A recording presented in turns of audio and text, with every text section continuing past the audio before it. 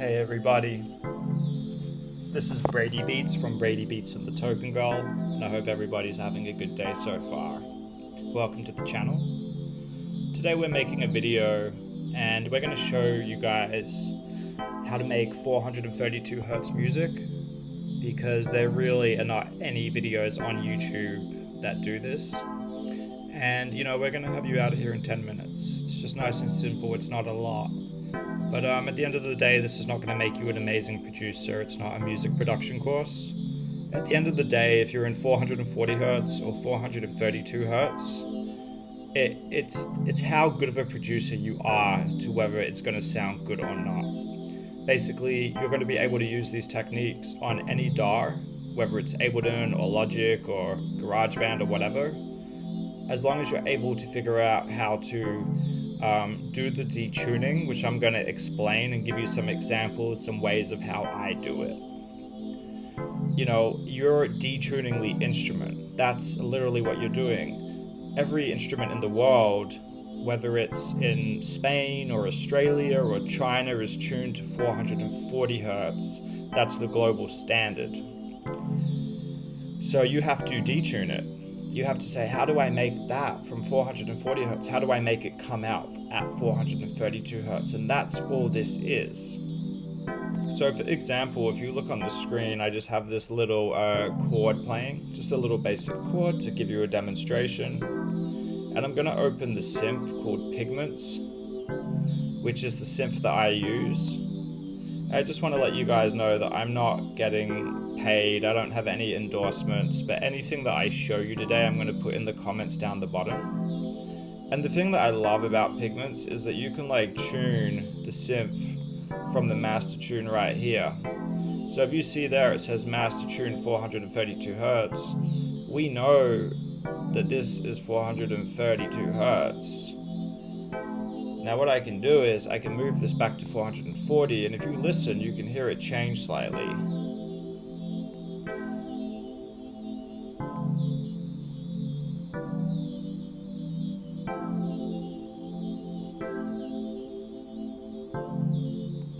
So that's standard. Now I'll move it back to 432Hz and have another listen.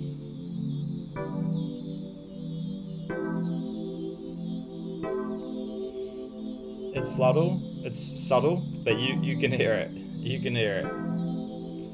Now, what's really cool is you can go to your synth and you have thousands of presets and you can make anything with this. So you could even craft a kick. You could craft a snare and then you could make that snare 432. You could pick any keys you want, and when you go into them, they're standard 440 because that's what it's tuned. So again, what we're doing is we're detuning it, we're bringing it down, and then you can hear it, it's a little bit different, but that is from the horse's mouth. This is 432Hz, this is legitimate.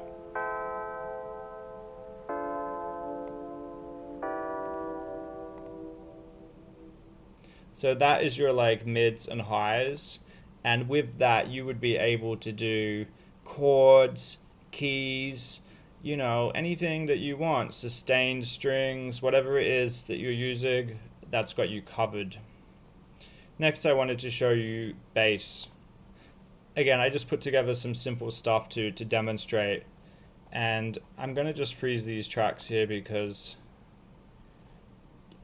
this MacBook Pro is not able to run Ableton and OBS at the same time. So I probably need to upgrade to a better computer, but I just want to get this video out at least. So this pluck bass here I have is a standard bass line. I will turn it up for you a bit.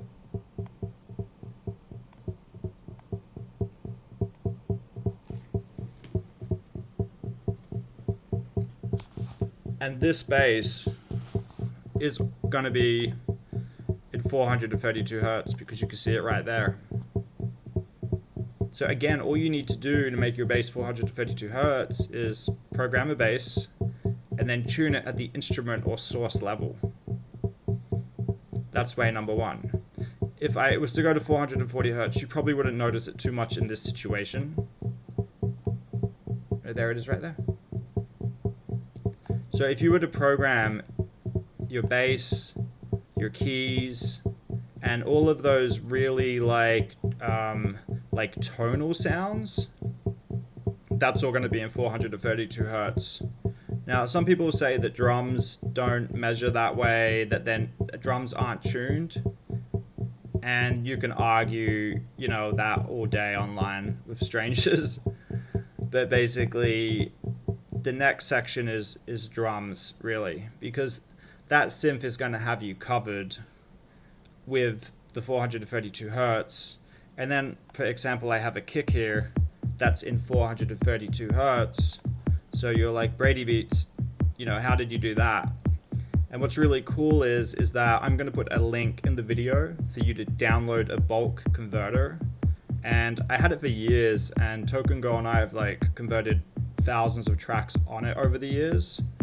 But it doesn't really work on Apple anymore because Apple updated their software and now it doesn't work, but it still works on Windows. So what we do is we download the songs, we put them in Dropbox, we go to the other Windows computer that we have, and then we convert them to 432 hertz. And then we basically have to put them back on the Dropbox, back on the Mac, into Recordbox, on the USB, into the CDJ.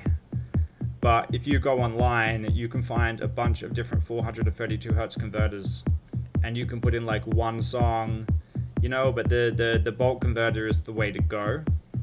And what you have to do is you have to convert your entire sample library. So I go over here on the left, you can see that it says Splice Mega Download 432, for example. You know, synth wave samples 432, samples 440. I'm not saying delete your 440, but label this stuff, because it's going to be a disaster if you're mixing them and you're not sure. But I can go here, I can kick, and I can just try any 432 kick just like you normally would, because I did this ahead of time. Our entire sample library is converted into 432. You know, and the silly little song we have is 432.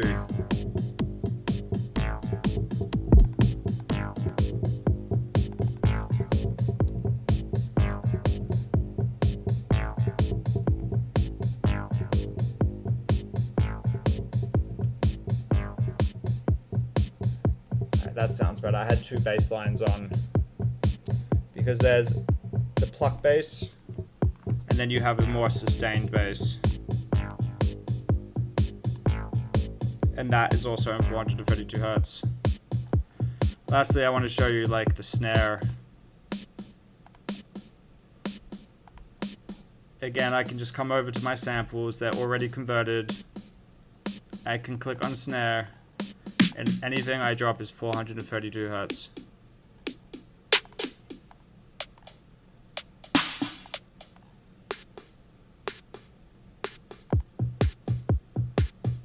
You know, and that's the same for all of the samples that you need.